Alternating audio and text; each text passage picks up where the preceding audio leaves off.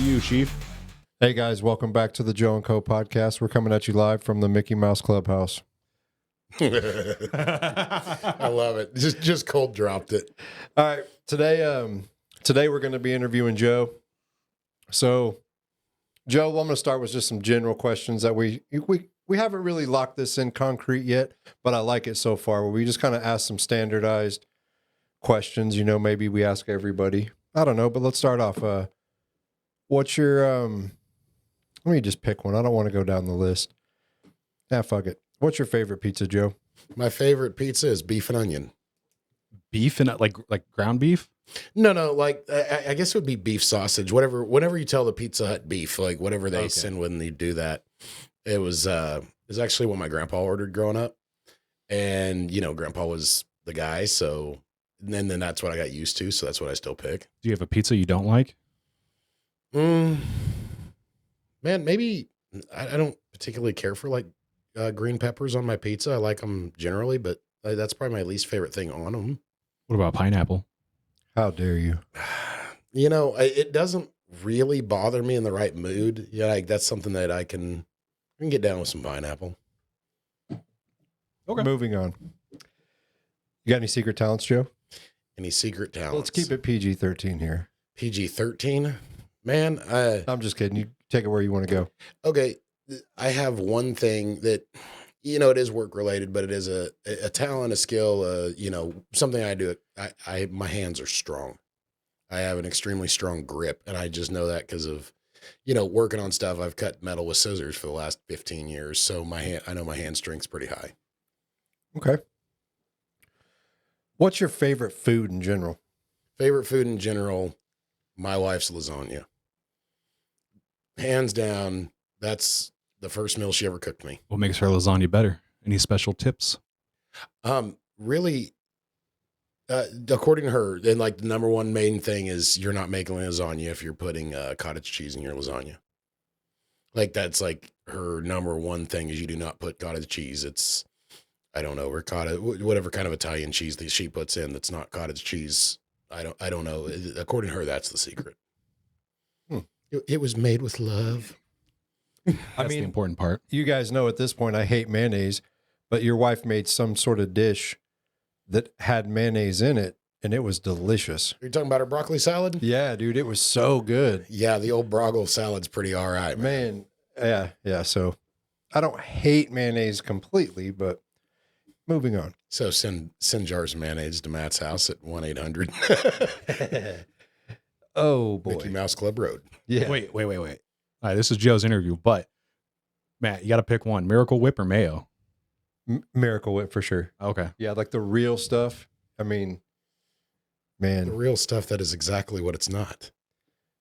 Miracle Whip is fake mayo. correct. Yeah. That's what Okay. I'm saying. Okay. So that's the exact not real stuff. Right. No, I'm saying the real stuff I Yeah. think is vile. Right. Yeah. Oh, okay. Where then like you go into the realm of like what people call butter. I cannot stand the stuff that comes in like a tub of any form. Really? I like real butter. You don't the like other margarine? stuff- no way, dude. It's awful. I do not like it. I genuinely can't taste the difference. Me either. If I didn't know what was going in, I wouldn't know what was on it. Man, it's terrible. So, who would be your ultimate guest on the podcast? If you have anybody dead or alive, past, present, future. Man, honestly, the person that turned me on to podcasts, the podcast I've listened to the most, would be Jocko Willink. Just hands down, that's the first podcast I really took an interest in. I read a couple of his books and, just, I don't know, listening to him has altered my life in a better way. So Solid. I like that. I like Jocko kind of a too. selfish pick, but No, that's what it's all about. We're talking about Joe. Who's your favorite band?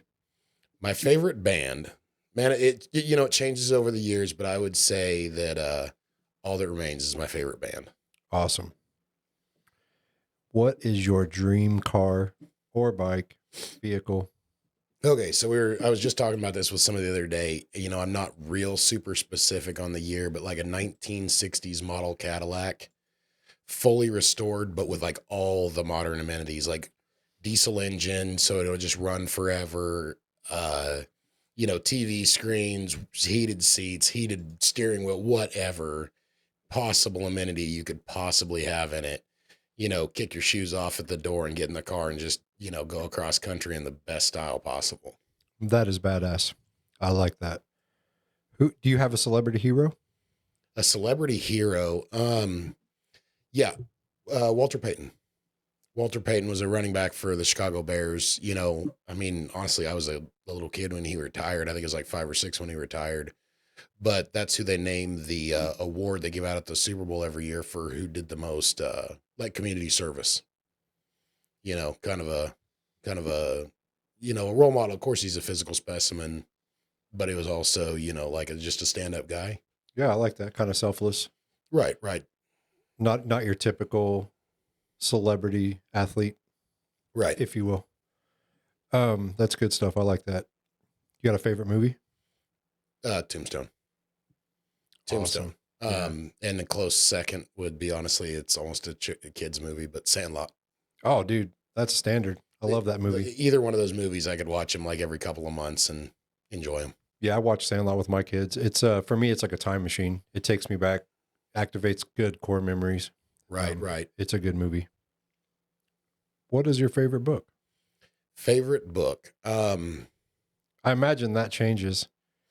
Man, I would say it does. And I'm not like, oh yeah, I'm so well read, but I've read so many books. You're of a so guy many to me that varieties. reads a lot of books compared to the So- average dude. If I could split it into, could I give you a couple, like if one fiction, one nonfiction? Absolutely.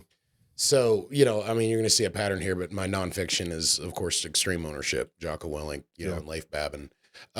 Favorite fiction, man, I'm a little bit of a fantasy nerd. There was a book series called the Lightbringer series by Brent Weeks. And it has kind of some heavy psychology in it a little bit. And I really enjoyed it. It was way off the beaten path, even for that genre. Yeah, you told me about that book. And it sounds like something I'd be into too. Yeah. It's pretty all right. Very cool. Have they tried to make that into like a movie or a show? I feel like you mentioned it maybe, or we were talking about a different book. I think we were talking about something else. Oh, okay. One that I was really disappointed in. Yeah. Yeah, we were talking about something else. Okay. Okay. No, all I've seen as far as making a movie is like they'll have like the fans will come up with like the cast of who could play what, Yeah. Yep. and it's like, oh, that's kind of cool to like engage in for about 10 minutes. Yeah. Absolutely. What's like food you hate? Bananas. That's right. That is, I watched Fear Factor, so did the rest of us. Mhm. I didn't see a whole lot on there that would have bothered me. I won't eat a fresh banana. Why? Because when they're slightly overripe, it's like phlegm. And yeah, that really bothers me. Do you like Jell-O? I like Jell-O. I can eat, the oysters on a half shell. There's something about the exact texture of an overripe banana. If you have a dehydrated, like the banana chips, I can eat those fine. I will not eat like banana pudding where it's like got the slime in there. No, just can't do it. I like bananas, but they've got to be like not completely brown on the outside, but they've got to be browning pretty good. That's when they taste the best. And that was my mother's take on it, and that is why I won't eat bananas. Gotcha. If they're ripe, disgusting.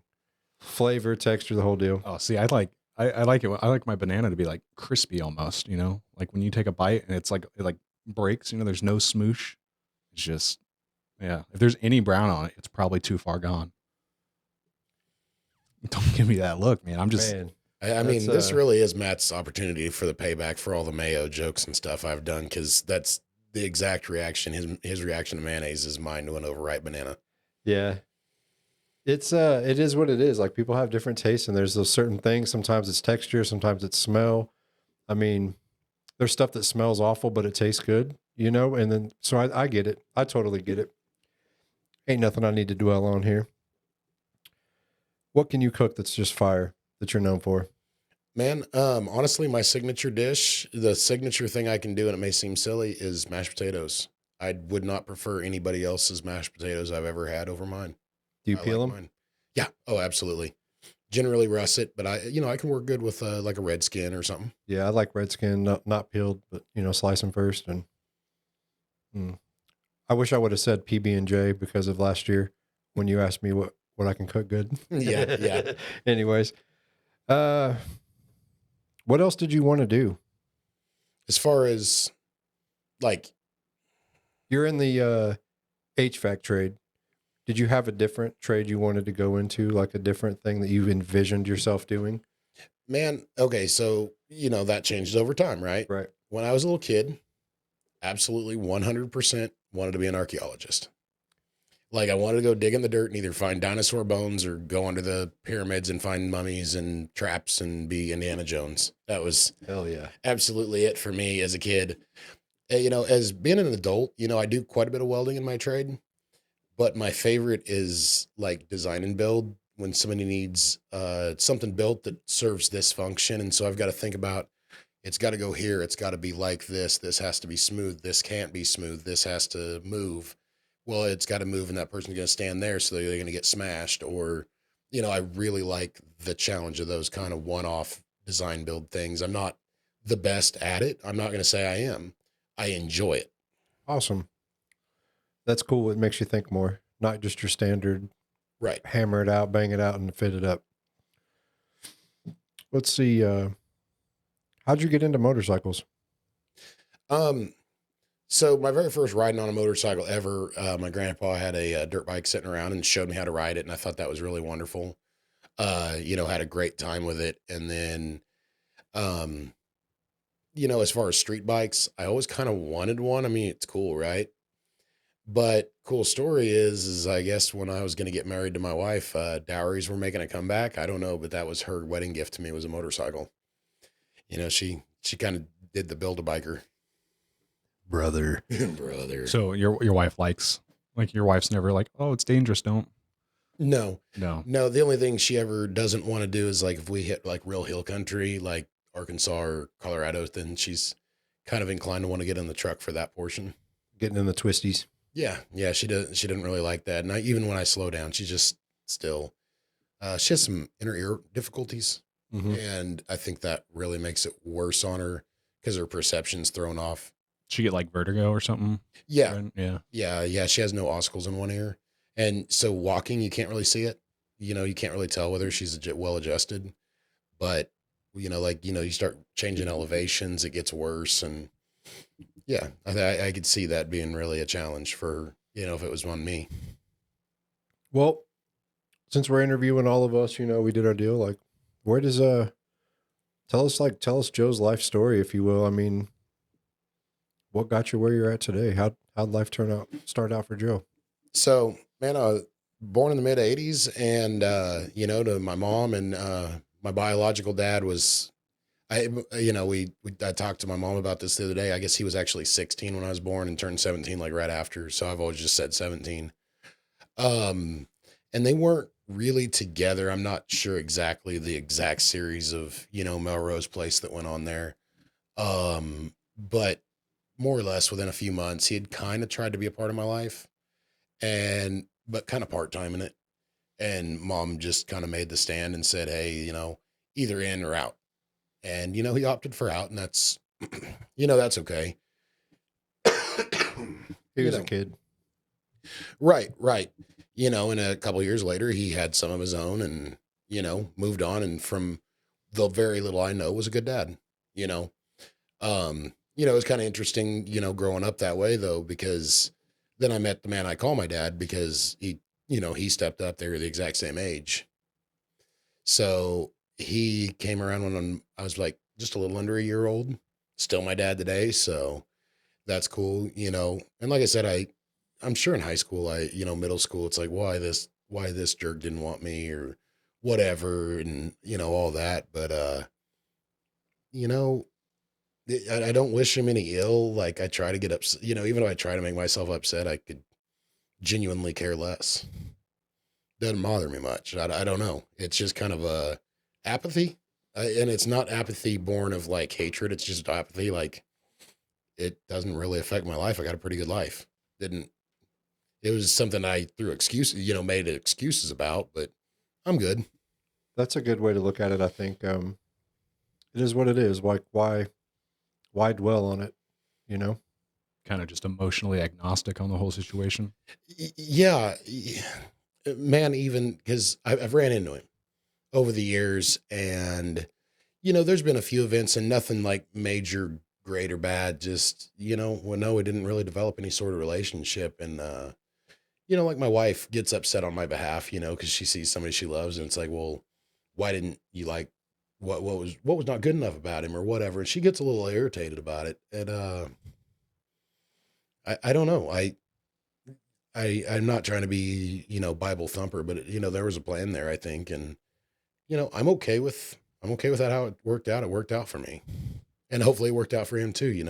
I don't wish him any ill. That's cool. It's a good, healthy way to look at it, I think.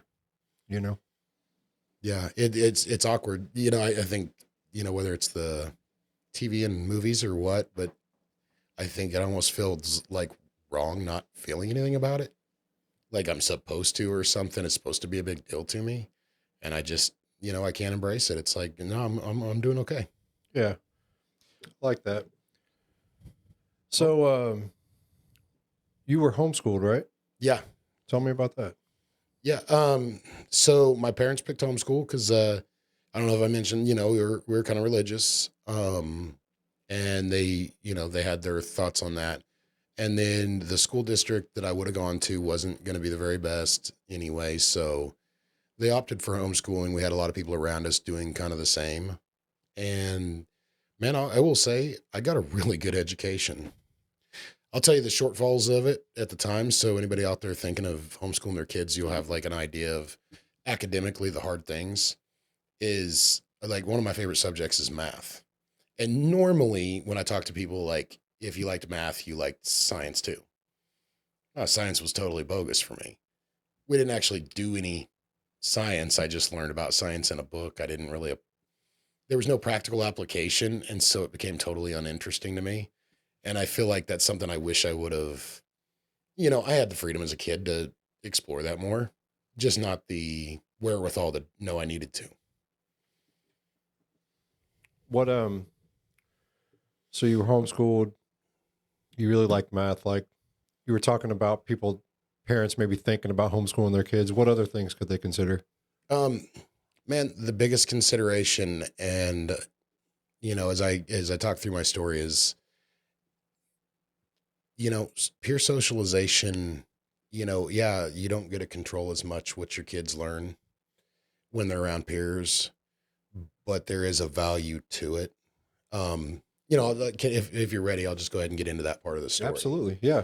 So being homeschooled, I was an only kid till I was 7. And then my parents had my mom was pregnant with 4 kids in 6 years after, I turned 7. So from the time I was 7 to about the time I turned 12, it was boom, boom, boom, boom. 2 more brothers, 2 sisters. And being homeschooled during that time, man, we didn't attend church regularly, enough for me to have a real social life there. The neighbor kids, I was just started to get further and further and further removed as far as my social abilities. And, I was just a weird kid. I was talking about things. I had different interests. I was interested in things like geography and, knowing all the capitals and stuff like that. They're interested in the first time, they got a kiss or, things that, this band, and we didn't really listen to secular music.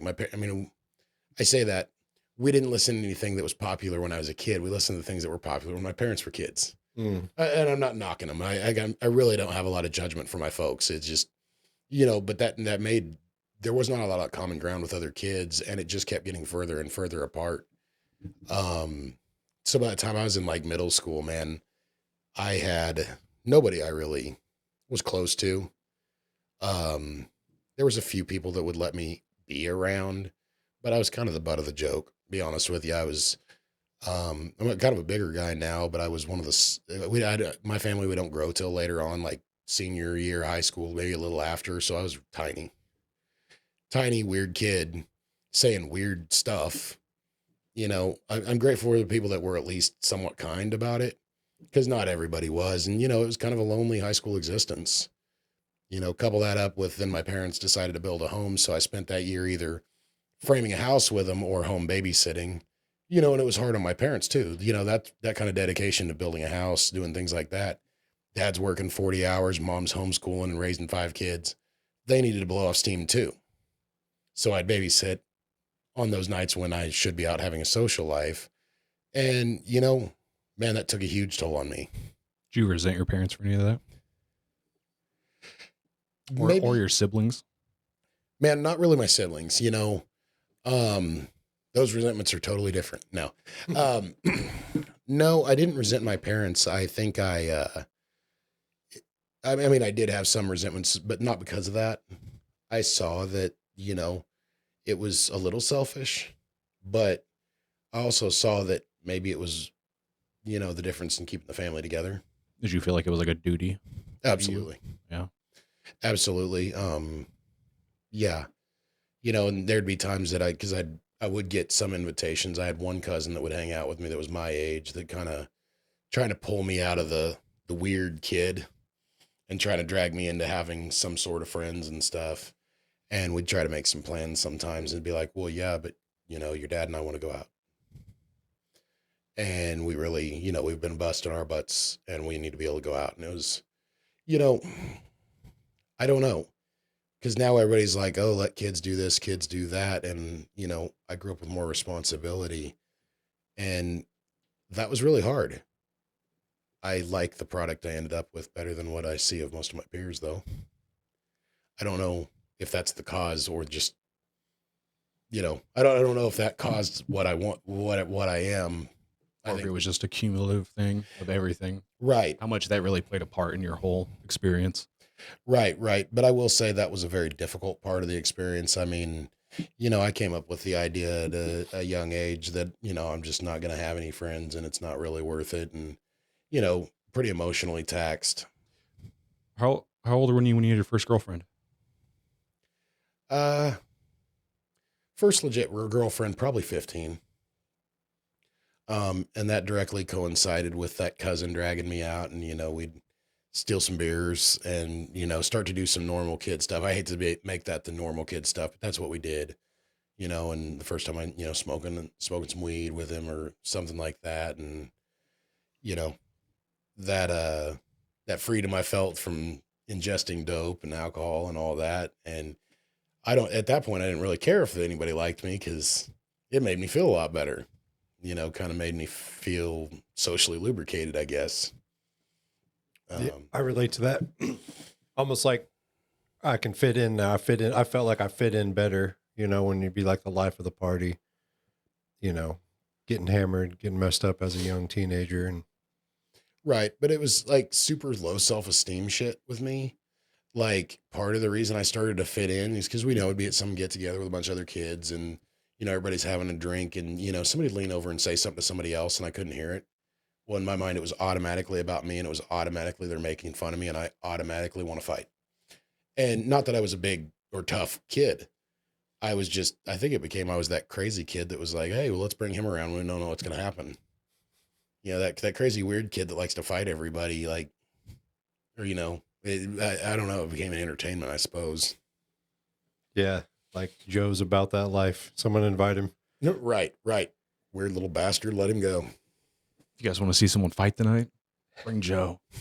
I mean, that was legit it, I took everything personal. Yeah. Because I didn't know how to take it. Well, I know, like you said, there was a social disconnect from your peers. And I feel like when you have that, you don't realize what, like when that whisper is happening, that there's a million reasons. And when you're socially disconnected, you're like, there's one reason and that reason's me. Right. No, and that's absolutely. And when you don't have a lot of good experiences to go off of, you don't expect them to be good experiences. Absolutely. And you guys can probably relate to this, but just to back up a hair, it's funny how when we grow older, things that when we were younger, we resented our parents for or were judgmental of our parents for. It's funny how like you grow older, have kids of your own or not, but you just start to see it for what it is, that like there is no step-by-step guide to this parenting thing, and the world's constantly changing. There is no right or wrong answer to it. It's all relative to your situation. And it just becomes easier to just like, ah, man, my parents did all right. You know, they did a good job. It's all good. Like no reason to be kind of like what you're saying about your biological dad. Like there's no ill feelings there. It is what it is. You know, I can live with it. Life turned out okay. Right. And so I hear that in your story a little bit so far, and Right. I relate to that. Yeah. I mean, of course, that's not the way I felt then. Absolutely It not. was, Yeah. life altering, and it's everybody's fault. And Oh yeah, I used it as an excuse to like misbehave and act out of line, and poor me, right? Just for me it was like when my parents got divorced. Just like I just turned this sharp corner, and it kind of that those were my own decisions, and they laid some serious framework for how all of my 20s and most of my 30s would go.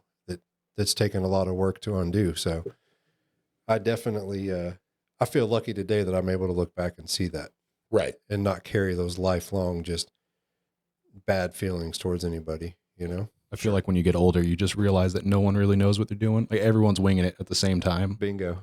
So Nobody has a fucking clue what they're doing.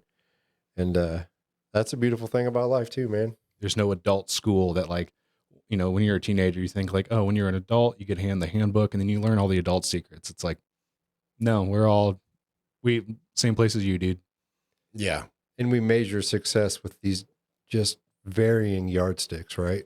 Everybody's got a different yardstick of what they think is that guy's doing it right or that guy's doing it wrong. And, nobody's going to agree on the best way to parent their kids and the best way to educate them. And there's different schools of thought, yada, yada.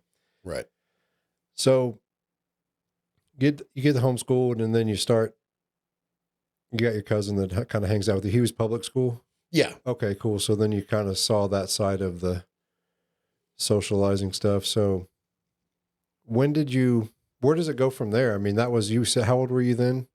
And Middle school age? when he and I started hanging out, probably 8th grade, when we started really hanging out a lot, 7th, 8th grade. What kind of I'll say this is someone that went to public school. There's like different tiers of public school. So like what, you don't have to say what school, but there's a difference between like East High versus like Heights or North High, right? You kind of get what I mean? Maybe not. Yeah. Middle of the road. Middle of the road. Yeah. Middle of the road. That sounds very South Wichita. No. Okay. No. I didn't say bottom of the barrel. I said Fair. I You can said say in the road. ditch. Right. I'm saying it wasn't Northwest, and it also wasn't Southeast. Shout out to all my friends from the South Side that made something of themselves. Way Right. to go. Proud of you, bud. Proud of you, bud. You've come a long way. Hey, and it's true. There's a lot of them. I mean, Yeah, East High was the district I was, prior to us moving up to Valley Center. That's where I would have gone to high school, and that's where my parents didn't want me to go. yeah. And, I've heard good things about East High School, but that's nonetheless. It's all Wichita public schools. Yeah, man. And like you said earlier, there's stuff that's valuable from your kid growing up in that environment. And we can try to shelter, in my opinion, I can try to shelter my kids from all these things. But at some point, they're going to be out in the world on their own around everything. There won't be any more sheltering them. So I guess, like, so you were saying, you were kind of giving advice to parents that were thinking about homeschooling. Would you agree with the idea that, like, if you were to homeschool someone all the way up through high school, like they graduate high school, homeschooled, that you're setting them at a disadvantage or that you're setting them at a point to be taken advantage of in adult life? Man, I think it's something that you definitely have to take a conscious effort to guard against. I think that can absolutely be overcome. I believe it can. Obviously, that wasn't my experience, but I believe it can be overcome. I believe you can do the right things, and whether your kids are in extracurricular activities, sports, wrestling, whatever you do, your kids can learn that and have that from day one. And they may not hone their skills daily, but there's more important things. It's just also important. It's something you can't overlook. I feel like one of the big bonuses, and most parents will see this as a negative, but one of the big bonuses I feel like for public kids that go to public school is you have to learn how to deal with bad actors, because not everyone's going to treat you well. But in homeschool, and not always in homeschool, but usually in homeschool, everyone's going to treat you well. Even if you're in like a, would be the word, like a conglomerate homeschool where it's a bunch of different families coming together, homeschooling together. Um, when you're in public school, you learn to deal with situations with people who are negative or actively pushing against you. And I feel like that's something that's helpful to learn in your teenage years. Just because I feel like if you get to that point as an adult and you have to learn the pushback thing, you're steps behind. And if that makes sense. It does. I think for me, the balance is optimum learning environment. No, it's not a social setting. Yeah. It sounds like what I'm hearing is if you do go the homeschool route, you need to proactively make sure that you get your kids in socializing type settings and activities. And then Right. you can kind of check all the boxes. Right. I mean, for the case of a kid's education, I don't think that it's best for them to be worrying about some bully that's across the classroom while they're trying to learn math. Yeah. Let them deal with those social things on the football team, on the wrestling team, on the chess team, on the debate team, whatever. As I understand it now, it wasn't this way when I was in school, is that if you pay taxes into a school district, your kids are absolutely welcome to join all of the extracurriculars for that school. Kind of. Yeah, that wasn't the case when I was a kid. Oh, really? Yeah, no, it took us a long time to find like a place for me to like play football. Mm-hmm. Obviously my parents weren't into having like wrestling because there's always been like the Y and there's been wrestling clubs and stuff like that. But no, now you can pretty much put your kids on the teams. That's cool. I didn't know that. I wondered how that worked. So, let's get to the end of your schooling stuff. So towards the middle of, so in middle of high school, my parents had built that house up in Valley Center and we moved up there and they're like, they kind of floated. I don't know that it was a full on option, but they floated out there like, hey, this is a smaller school. It might be a possibility. And I had no interest. Just the kids were a little different there. That wasn't from my social setting, even though I wasn't, socially adept. I was like, oh, this is way different than what I'm used to. Was it too uncomfortable? The idea of just like jumping into high school now? It was, but I don't think it was out of fear. One of the rare occasions I can really say that as a kid, that I don't think it was out of fear. It's just like, what's the point? Gotcha. What's the point in trying to change it up? I think I was, coming towards the end of my sophomore year, maybe when we moved up there. I was okay. Like, why do it? Yeah. And then, so we get moved up there and I was there for maybe a year and my folks they didn't divorce, but they had a really major rough time, right about then, and it, they acted up a little bit. They acted out a little bit. They acted in irresponsible ways. And so having two parents doing that I was used to them being fairly solid. They had their problems, but I was used to them being fairly solid. And then all of a sudden they're, can't get along. It's a whole thing. And it's like, man, I'm tired of listening to you people. You can't run your lives worth a damn. Why would I want you making any rules for me? Now, it's just because I wanted to do what I wanted to do. But I told myself, well, these morons are flying the ship into the ocean.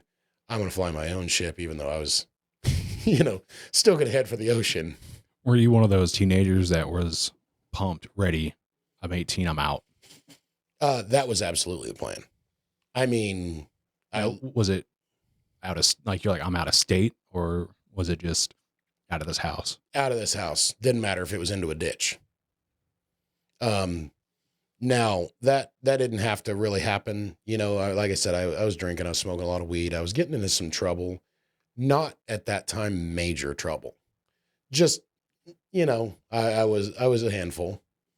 And when my parents had that difficulty, I just, I am out of my mom has one brother and I'm the oldest grandkid by the 7 years. My next brother is the next grandkid.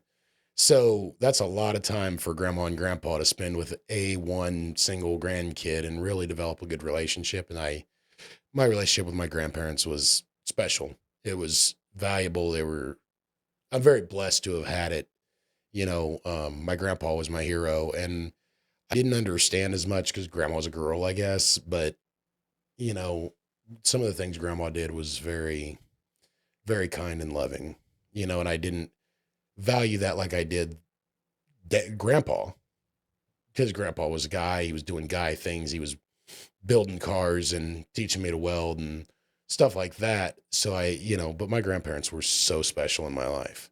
And it was literally at the drop of a hat. Grandpa, I need you to come get me. I'm tired of being here. And an hour later, he was there with my stuff in his truck, and we were going. How old were you when that happened?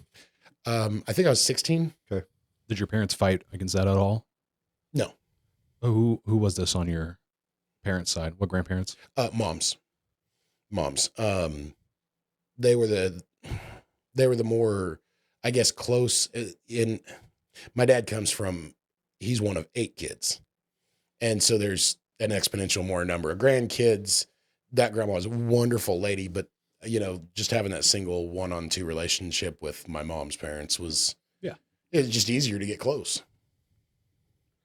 How long did you stay with your grandparents? Did that last until you were out on your own for good, or what'd that look like? Man, pretty much, man. I went from having, parents that were trying to control it and trying to have this, it lasted definitely till I was out of high school. My grandparents offered that I could go to public school. I convinced them that, grandma, no, here's the answer key. This is what mom looks at. This is this is this. We've got 6 months to go, and we can get through this. And I don't want to go spend half a year in a whole new environment. I never sat in a real classroom before. I didn't want to do that. That might've been a little bit of fear. I was like, I'm so close to the end. This is no. But they had a little more hands-off parenting. My grandparents were a little more, they thought a little higher of me than I think that they should have. I got pretty far off the reservation on them, and they just tried to love me through it. They had a lot of old school values and, things like that. And I knew what I wanted. As far as when I say what I wanted to do what I wanted to do. And they kind of allowed for that. And the choices I made over the next few years, I know were very damaging for them. You want to get into it? I can. I kind of found any excuse to, I'm an alcoholic and drug addict. I started to find any excuse. So any tough time, anything like that, any good time, it was just a constant, drink more, smoke more, do more, take more pills, whatever it was, and that led me to, that guilt of, wow, my grandparents are taking care of me. I want to stay away, because they wouldn't punish me. They wouldn't try to control it. They'd try to talk to me about it. And I just, I knew they weren't wrong.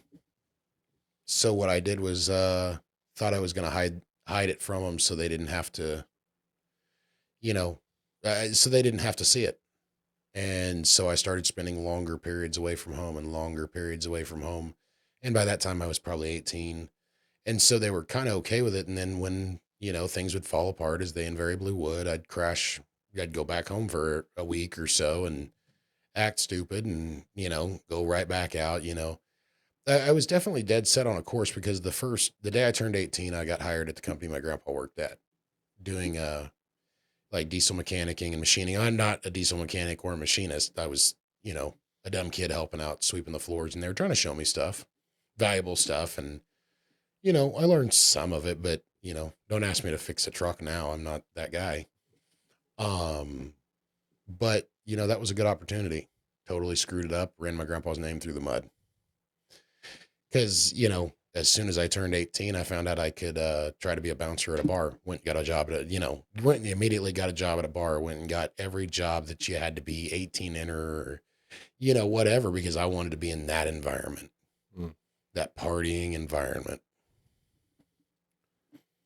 When did you go into a transition from that type of work into a more like, this is what I want to do for a living?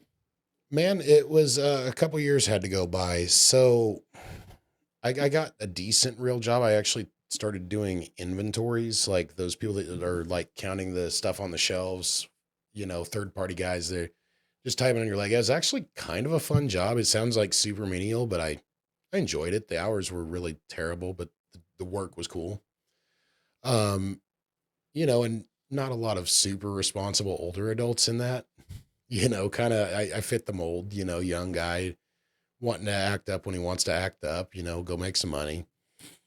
Um, but right down through there, I got in trouble. I went to jail. I had, some consequences and things, and it was I was probably, between going to jail, I had to get sober the first time, got sent by the courts, got done with the courts, got out of trouble, and that's when I started to really think, man, I need to probably find a career.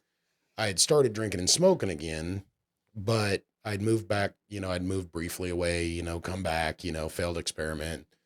And, I'm back in Wichita living, and every day I would come home from work, and this guy across the street would get home about the same time.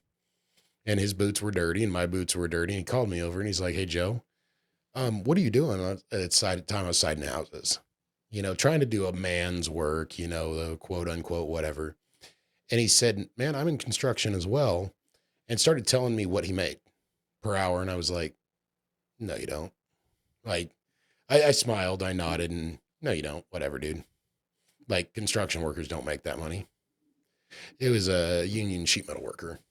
And Were you living by yourself? no, I had just moved back to town. There was an event that I came back to help with the family, and I was staying with my mom for like, there's like maybe a month there where I stayed with her. Okay.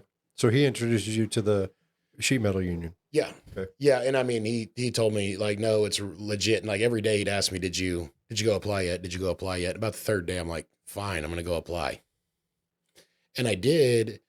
And they gave me an interview right there. And, it was like, I'm not that good of a talker. And I mean, I've improved. Really wasn't that good of a talker. And the guy that kind of lets you into the union, the agent or whatever, he's telling me, okay, you start as a helper, you go to school, you do this, you do that.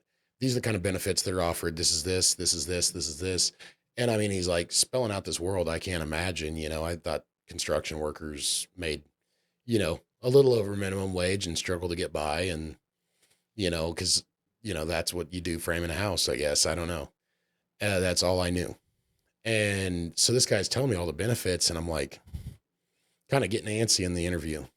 And he's like, "Hey, is something wrong?" And I said, "Well, this is the weirdest job interview I've ever been to." He's like, "Well, what do you mean?" And I said, "Well, I came to apply for the job. I want the job, but you haven't given me an opportunity to sell myself. Like, I want the job already. You did if that was what your goal was, you got it, but I want to make it to where you want me." And he's like, "Well, there's a list of guys, that have signed up already, and we go in order when it comes to brand new guys." And I said, "Okay, I get that." He said, "Well, go ahead and sell yourself." And I said, "I understand how you do things. I will do better than any of the guys on your list. I need this. I need a career path." Like, I'm not this arrogant person that I never talked like that before, but I was like, "Look, I'm in a spot where I can be the most value to you. I don't even have to know who them guys are." By the time I got home, I didn't have a cell phone. By the time I got home, I had to turn right back around and go back down and go get my referral to start work the next day. That's awesome. You're still drinking and stuff then? This was shortly after I got sober, this time. So this was July 2nd, 2008 that I started in the trade. Man, that's awesome. So what did that look like? I mean, you start out as a helper. You start as a helper, and then the school year, the years of apprenticeship for that particular union, they followed the school year. So you were a first year come September, a second year come September. Every September, you'd be the next year. So I was only a helper for like a month and a half, 2 months. And then I was making, way more money an hour as an apprentice, and like this, I'm still part of that last little bit of that last generation where it's like, oh, we had it kind of rough. Like I was taught I don't care if the journeyman knows you, you're in a union meeting, you don't walk up and talk to a journeyman, you shut your mouth. It was that kind of environment. And I'd say that it's relaxed some. You know, in the last 15 years, things have changed some. I'm not going to say it's easier. The new guys are soft. I'm just saying it's changed. Yeah. But, you know, that was an environment I was comfortable in. I was comfortable, like, okay, you can talk crazy to me, but you guys are paying me a ridiculous amount of money I didn't understand, you know, Boeing money. Right. Like, and I didn't have to be an aircraft. I was like terrified to do an aircraft because of the layoffs and Right. whatever. And, you know, just growing up watching that. Mm-hmm. And, so, but going through that apprenticeship, I mean, they were absolutely allowed to say anything they wanted. And they did often.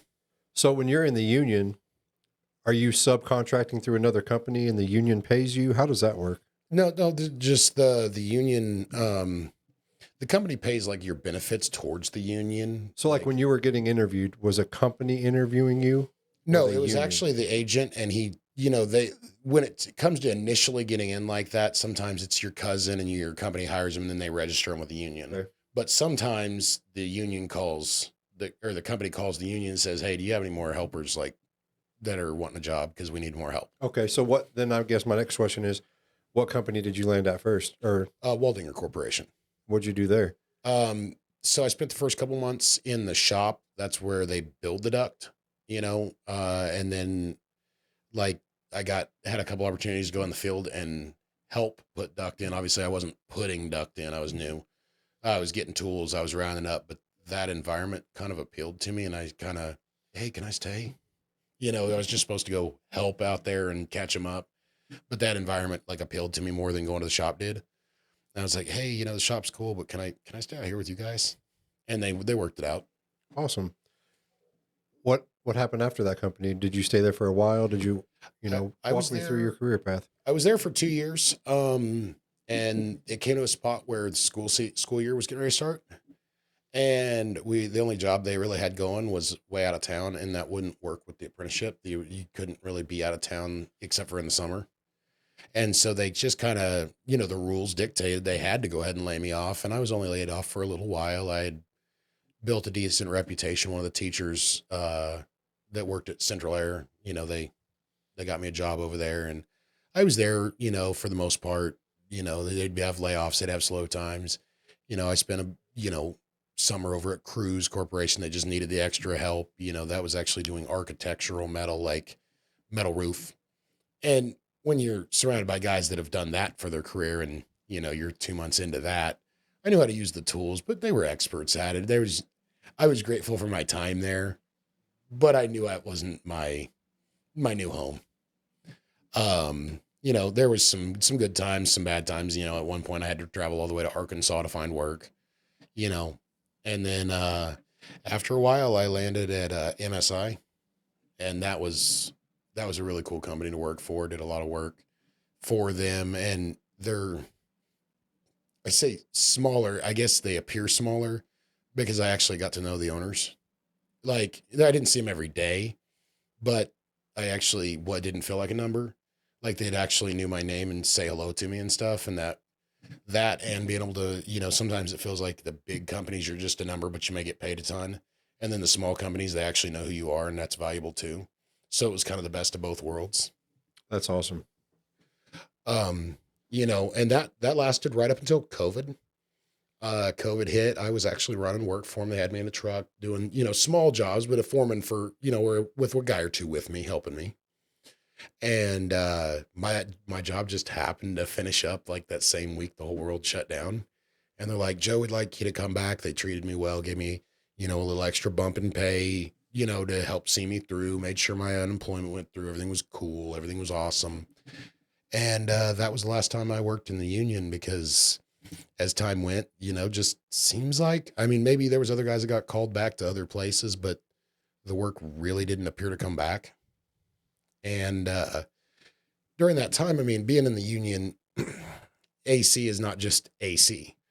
I would help set the equipment in place and run the duct off of it. I didn't run a single outlet. I didn't hook up electrical. I didn't know how to do anything other than the sheet metal part. That's it. You know, and it really, because that would have been doing somebody else's work, and that's not right. It's still their work from them. You know, they're big enough projects, you know, doing that on a house would be ridiculous. So I started kind of helping a guy out in the evenings that was doing housework. He owned a small AC company and just needed a little extra help. And I told him I'd work for cheap, but he was going to focus on teaching me.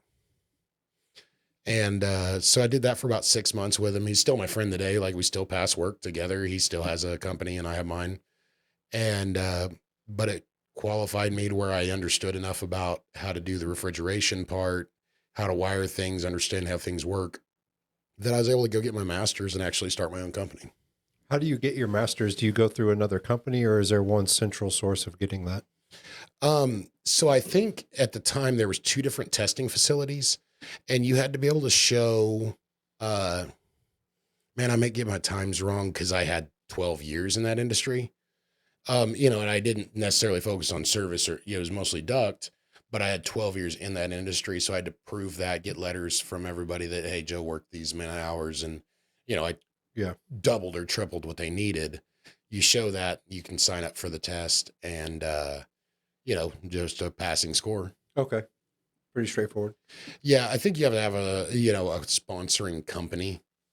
But that wasn't hard to find, somebody that wanted me to be somebody that wanted to let me go ahead and be a master. That's pretty cool. Like, you've obviously been sober this whole time, which is awesome. For us, I mean, I relate to that with my personal story. I'm not going to push that on anybody else, but and you're making these great connections with other business owners in the trade, and it just seems like things are going like really good for you. You talked about avoiding aircraft layoffs and stuff like that, but then in the industry you're in, you ran into that a lot. You ran into a lot of like job shortages and this and that. And to me, what I'm seeing is that forced you into a different place of thinking.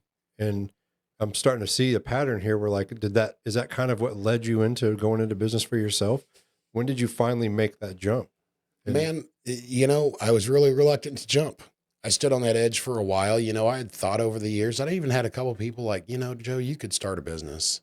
You have the wherewithal to start a business and run a business. And I thought I was being humble by being like, I don't need to be the boss. I'm good. I can be a rank and file guy and show up. But, it was my ego. My ego's the reason. It's the reason I didn't want to start a company. Because I felt like if you ran a company, you were supposed to already have the answers. Like, you'd better have your stuff together before you start a business. And that's not the case. And it was my ego telling me, well, no, you can't ask anybody, you weak sumbuck. I mean, yeah, you can't be weak. You're supposed to be the boss. You're supposed to have your stuff together. You're supposed to be the guy with the answers. I don't know, just a total weird misconception. Like, nobody knows everything. So why did I think so? what's reality then when in that environment? Because I obviously don't know. If you don't know, ask. Right. Okay. In what environment? The world? Well, no, I mean, I just meant in that, let me start an HVAC business, but I don't have all the answers. But in your experience now in dealing with other HVAC owners, Man, I've had really good experience with other guys being willing to help me. But, it really is. It's not just that environment. That is the secret to anything I've gotten ahead at in my life, is quit acting like because if you've got it, nobody thinks you need help. yeah, I grew up, hearing if the squeaky wheel gets the grease, and it was kind of in that connotation that if you whine enough or complain enough that people are going to see to your needs. No, what needs attention is my question. I have questions. I don't know how to do this. And so I ask the question and the wheel gets greased and things become easier. I like that. I think I too have that strength. I ask a lot of questions, and it's served me well. I don't like to think, and I wasn't always like that. I used to think I was a subject matter expert at any given thing. And it's just something you learn over time. I think, become more willing to grow because you don't like where you're at. And then you start doing some of these uncomfortable things like asking for help and getting guidance. And then for me, I found out that the world was like, hell yeah, come on. You want to learn? I'll show you. Right. You just got to ask. Right. Nobody calls you stupid when you ask, or, nobody you want answers from does. Right. Yeah. If you're smart enough to ask, you're smart enough to teach. Man, that's good. So you sit on the ledge for a while, and then what made you finally make the jump? So with the whole COVID thing, I pulled my 401 and kind of supplemented my income, and it got to where I was coming awful close to not being able to start paying bills. And the moonlighting with the other guy, that it definitely helped. I'm not complaining or saying he did anything less than great for me, but it wasn't enough to maintain.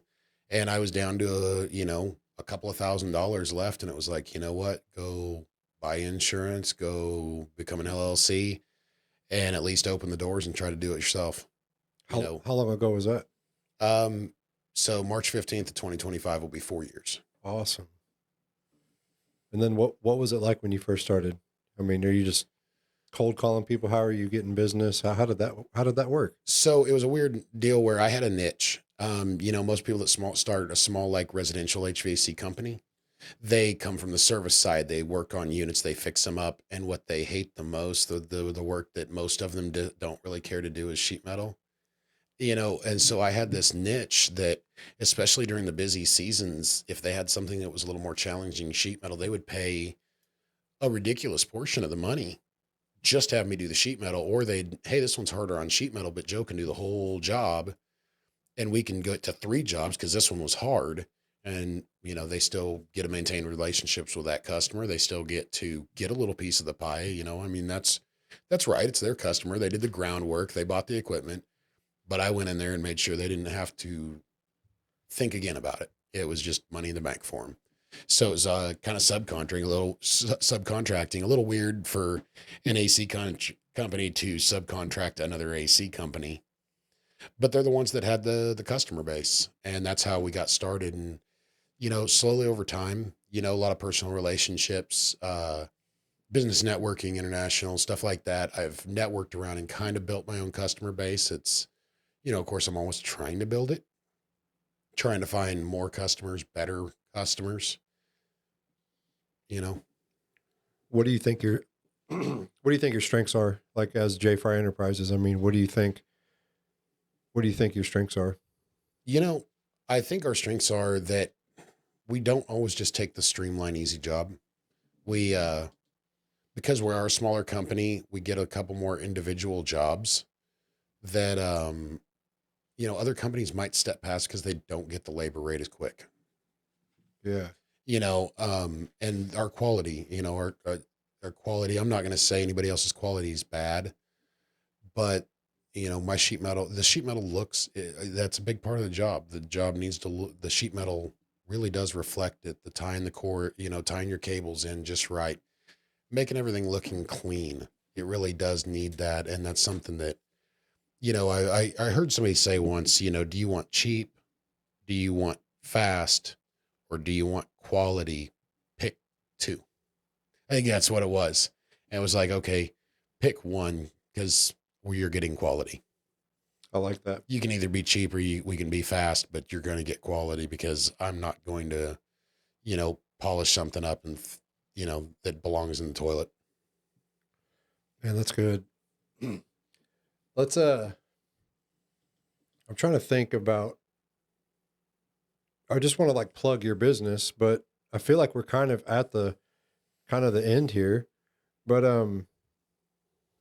let me ask a couple more just off the pad questions. This is obviously the idea behind the podcast was personal growth, but I want to hear it from you. Why do you want to do this podcast? To give back. Without giving too many specifics, because I hope to have a couple of these guys on at some time, I've got to, because of being in recovery and being an alcoholic and drug addict, and then a couple other occasions, I've gotten to see people grow. I've gotten to see people that, the relationships are strained. They've been to jail. There's been this, has been that. And I've got to see them put their lives back together, and, just how happy they can be, how, things can go back to better for them, whether it's in the way they thought originally, but they can better their relationship with their wives, their kids, their parents, their grandparents. And then they start getting these cool jobs, or finishing high school, or getting their driver's license back, stuff that a lot of us take for granted. But just getting to see that light come back on, I can't describe that feeling, because I didn't do it. I don't fix people. I can't save anybody. But just being there to listen and give a ride, or talk to somebody, you know, I've had that opportunity to be party to somebody growing, and there's no better feeling. That's for me. For me, that's my calling in life. I mean, I do air conditioning and I do a pretty doggone good air conditioner, but that's not what gets me up in the morning. What gets me up in the morning is the opportunity to, because somebody was there to help me. People have been there to help me, and yeah, I'm so grateful for it that it seems so super selfish. And I don't know that I care to live in a way where I'm not giving that back, because giving that back is the reward for me. That's what feels good. That's what I like. That's one of the things I like about you, Joe. With that being said, like, when was your moment of clarity where that light bulb went off? Moment of clarity, like for getting sober, No, or well, just like helping people and giving back. Did you have was there a moment for you that jumps out that was just, it was a paradigm shift in your brain? so there was kind of a build up and a moment. The build up, my very first employee at J. Fry Enterprises was my father-in-law. When you say something like that, you think, wow, father-in-law must have been a kind of a loser. Why is he working for his son-in-law? No, this guy had been a freaking successful electrician for like 25 years, had himself set up in a certain way, and just decided he wanted to go to work with me and do something it's still trades, but he's like, hey, I want to try to learn how to do that metal stuff. And so that guy would come to work every time I could afford to pay him to come to work and just hang out and talk to me. And he's like, Joe, you're such a good teacher. Well, I thought he was just trying to build me up. I'm his daughter's husband. I thought he was just trying to be polite and kind. And over time, he got a little less polite about being kind and was like, dude, it really irritates me when I give you a compliment and tell you what a great teacher you are, and you like just kind of defer it. Like, because I'm not playing with you. I'm not kissing your ass. I'm telling you, you have something here. I'm telling you, you're good at something. Pay attention. I'm not just being nice. And I was like, oh, okay. And, I kind of heard a couple of those things over time. And then there was a moment with a guy that I watched a relationship heal in front of my eyes. I watched, a father and son come back together, just a crazy relationship, the crazy bad relationship in some ways, very damaged. And watching grown men tear up and hug each other that were very adversarial. Sometimes those relationships can get so strained that neither person can imagine a time that it's going to be okay again. And getting to witness that, I totally didn't belong there. I was totally invading that space, but I just happened to be there when it happened. And so all I could do was like try to stand back and, not ruin that moment for me, just get away and watch. And watching that and seeing that, because I happen to be friends with both the father and the son, yeah, that's it. That's what I want. I want people to have that. I want to see the relationships grow. I want to see their businesses succeed. I want to see those moments. And I don't care if I get credit. I want to help. It's not about the credit. It's about me, because I've had that moments in my family. I've had those moments where things were okay that never should have been okay again. And I've had people help me through that. And now I've kind of got to be there for a couple of those where things have gotten better that should have never gotten better. You'd have just assumed it was all over with. And getting to wear that shoe on the other foot and give that back. I want to give that back to every person that I can. And like I said, I don't save anybody. I don't fix anybody, but I do somehow get to, show somebody what I learned, and maybe it eases their path. And maybe once in a while something falls back into place and I get to see that again. Man, that is good stuff. Like, that's why we're here, guys. Like, that's literally why we're here. That's why I'm fired up to do this podcast. So here at the Joe and Co podcast, we definitely encourage everyone to get out of their comfort zone.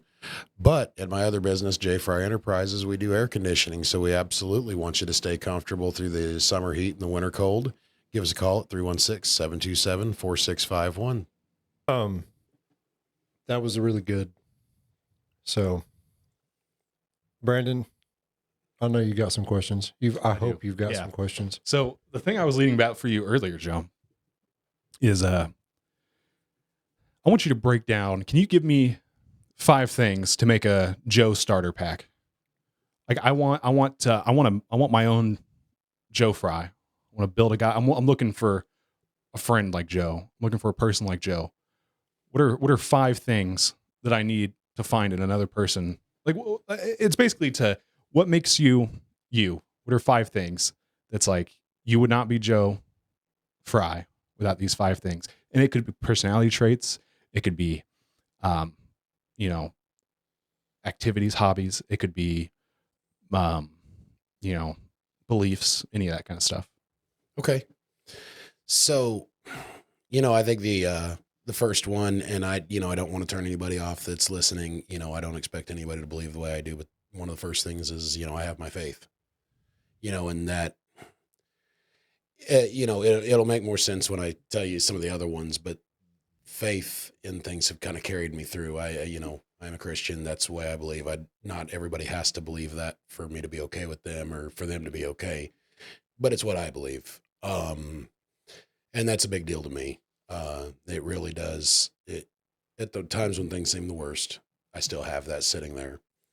Thing number 2 that shaped me, what shapes us, our past, the good and the bad, the people that I've had in my life, the positive and the negative, like I said, my grandfather is one of my heroes. And without, that and some of the other mentors that I've been given in my life. And I think I've been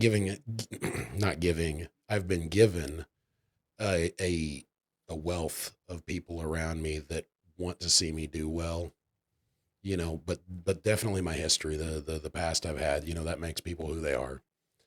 Third would be my recovery. The Joe sitting here today is not who Joe was trying to be. This is not what I was trying to be. This isn't the actions that I was taking. When people talk about how do you stay sober? Well, go to an AA hall and look at the stuff on the wall and the things it says. That's the only answers I have, because Joe wouldn't do this. I know Joe wouldn't do this. So my recovery definitely is one of those top 5 things that makes me who I am.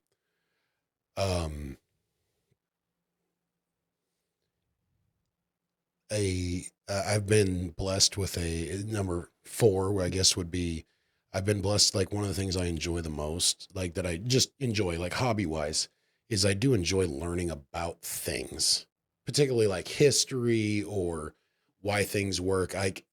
Where you like will pick up a vehicle manual and you enjoy learning that doesn't really do it for me.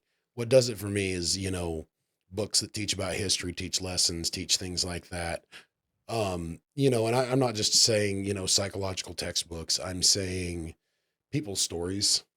That really, I have a lifelong love of learning that, learning about I'm going to sound like a psychologist, but the human experience, because, something I learned that correlated with my recovery is that our experiences aren't that different.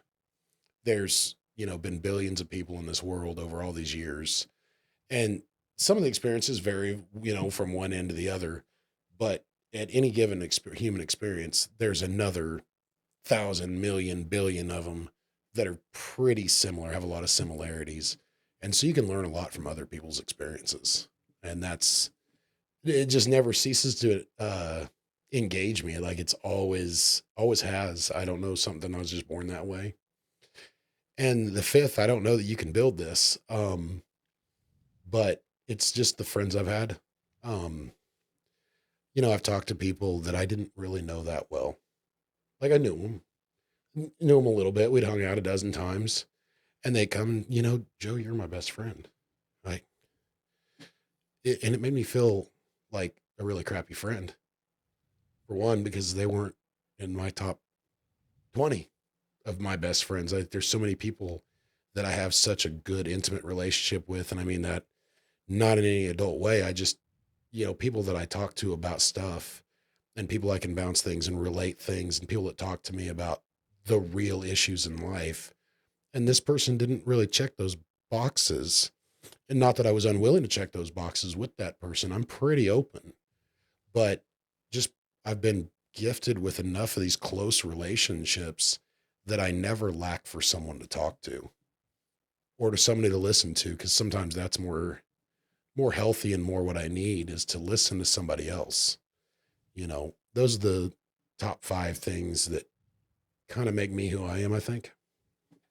Okay, interesting. Not, I guess there wasn't an answer I wasn't expecting, but I guess I don't know what I was expecting. But it was interesting. Just a little self-reflection in there on what actually transforms you into what makes Joe Joe. Like, you could build another Joe, maybe, with those 5 things. So Joe Fry, the business owner, you're a leader in a lot of areas. What do you have a leadership failure that you regret? Do you have a moment that I messed up? And did you ever have a second guess if you should be running your own business or any type of leadership role? There's a couple questions there. Do I second guess, should I be running a business? Or do you ever have a moment of that? Every day. I certainly, for one thing, suffer from imposter syndrome, and I definitely okay, now I have logos on my truck. The day I got the stickers for the sides of my truck, like, okay, now I'm a big boy business. But literally the very next day I'm like, oh, okay, I'll be a big boy business when I have this next thing. Every single day. And I realize there's a shortcoming there of living, constantly never acknowledging any kind of success for myself. There's something, that could be done healthier.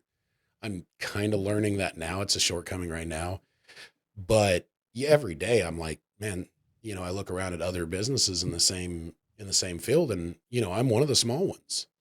And I didn't necessarily at this point, some of them started after me and they're a little further along. And comparison is the thief of happiness. I mean, that's a pretty common phrase. But it can't fail to cross your mind. Like, man, what's that guy doing? And it shouldn't fail to cross your mind. Like, if I'm comparing and he's getting better results, maybe I need to go ask him the question. But as far as, just leadership failures, man, it usually comes down, not a certain situation, not that I can think of at this very moment. It's leadership failures is usually based on my own character defects. Moments where my ego gets the better of me. In recovery, we learned that alcoholics, drug addicts, stuff like that are selfish, and the opposite of selfish is humble. Well, the other opposite of humble is ego. Selfishness and ego kind of go hand in hand. And, I want what I want when I want it, and I should get it because I'm whatever.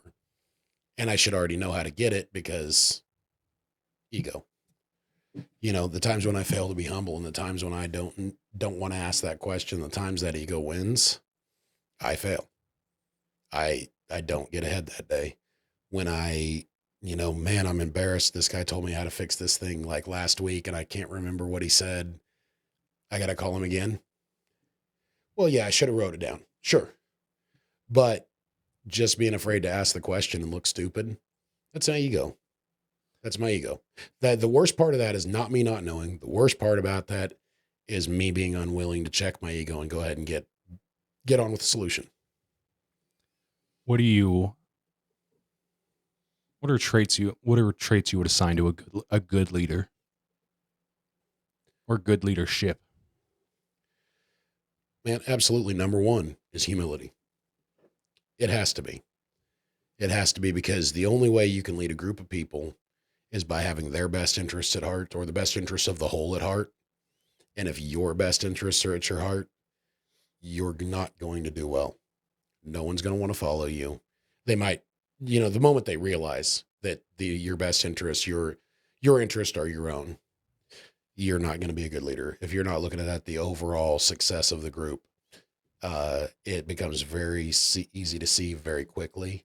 And that is, that's not okay. I don't remember what your question exactly was, but What- failings of a leader. Can you give me like no? Can you give me, let's say, can you give me?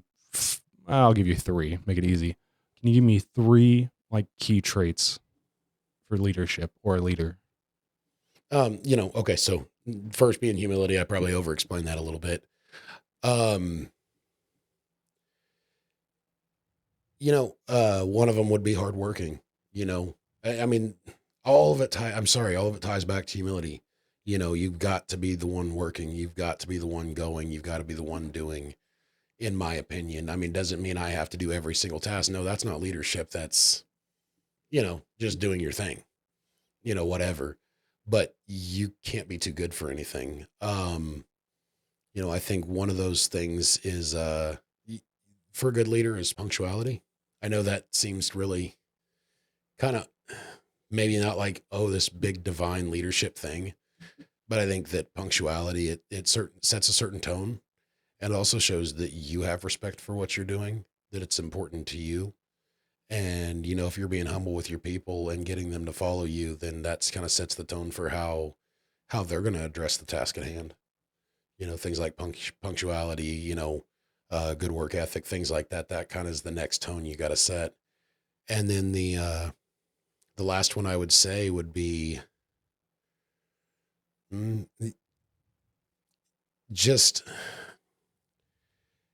willingness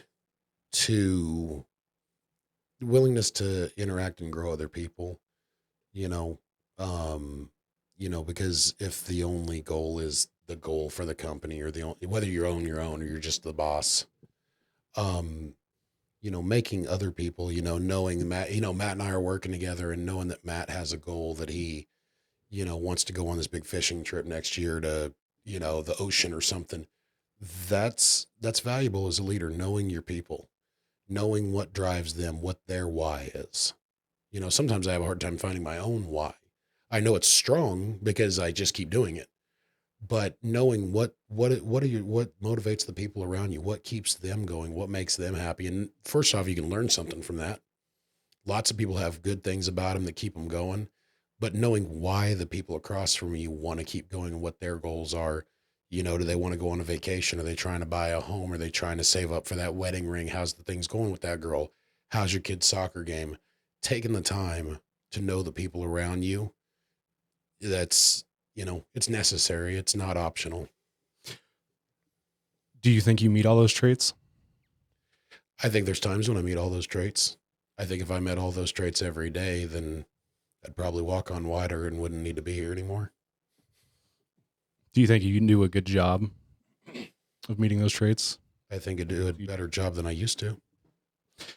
I'm sorry, I'm not just trying to no, dodge you're the good. question. That's just the best answer I Yeah, can give. no, I get you.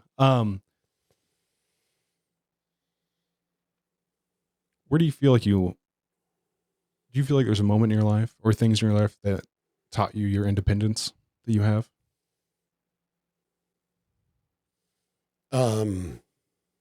Maybe just some key moments. Key moments that taught me like independence, like the independence to run my own business and stuff. Yeah. Man, honestly, when it comes to that, I don't feel all that independent because of all the questions I usually have to ask.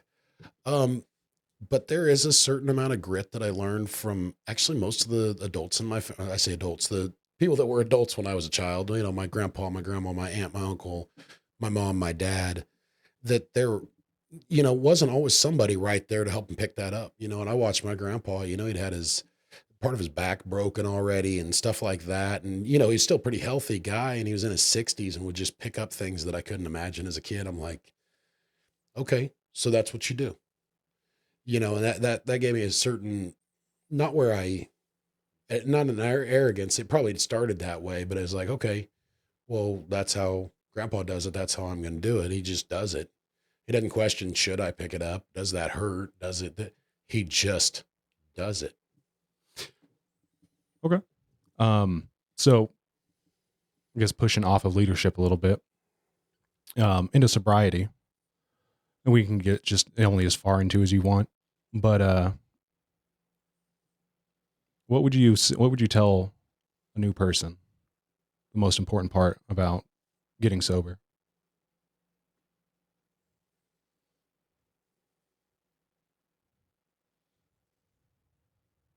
The most important part of getting sober.